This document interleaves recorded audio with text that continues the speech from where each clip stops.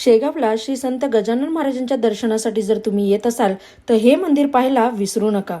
नमस्कार, मी सुवर्णा आज आलेले आहे शेगावमध्ये आणि आज मी तुम्हाला दाखवत आहे सिद्धपीठ महालक्ष्मी देवीचं मंदिर। शेगाव रेल्वे स्टेशन पासून 5 ते 7 किलोमीटर अंतरावरती हे मंदिर आहे। ते आल्यानंतर तुम्हाला इतकी सुंदर महालक्ष्मीची ही मूर्ती पाहता येईल की मन अगदी प्रसन्न होऊन जाईल। याच मंदिराच्या मागच्या साईडला आपल्याला 12 ज्योतिर्लिंगांचं सुद्धा दर्शन होतं। सिद्धपीठ महालक्ष्मी मंदिर हे महाराष्ट्रातील शेगाव येथील एक महत्त्वाचे आध्यात्मिक स्थळ आहे, जे संत गजानन महाराजांशी असलेले नाते आणि स्वयंभू महालक्ष्मीची मूर्ती यासाठी ओळखली जाते। हे एक शांत सुव्यवस्थित पूजास्थळ आहे। सुंदर परिसर आणि मानसिक दृष्ट्या अपंग मुलांचे कलाकृती असलेले एक कलादालन आहे।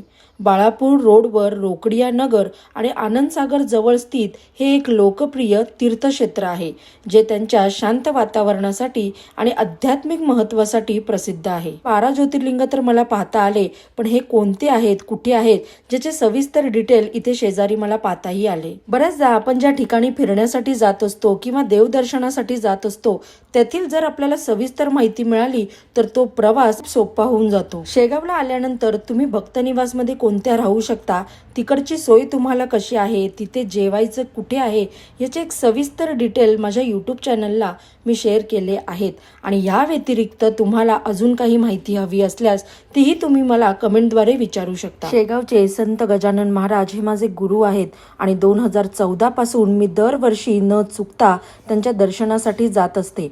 त्यामुळे शेगावची आता बरीच माहिती मला आहे आणि म्हणूनच मी अगदी हक्काने आणि अधिकाराने सांगू शकते की अख्ख्या महाराष्ट्रात काय तर इंडियामध्ये शेगाव सारखे दुसरे मंदिर आणि व्यवस्थापन नाही। इथे येण्यापूर्वी ते सगळे व्हिडिओ तुम्ही नक्की बघा, जेणेकरून तुमची गैरसोय होणार नाही।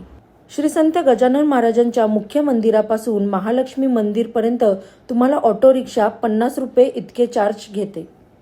आता मी मंदिराच्या शेवटच्या टप्प्यामध्ये आहे आणि इथे मानसिकदृष्ट्या अपंग मुलांनी तयार केलेल्या काही कलाकृती दाखवण्यात आलेल्या आहेत।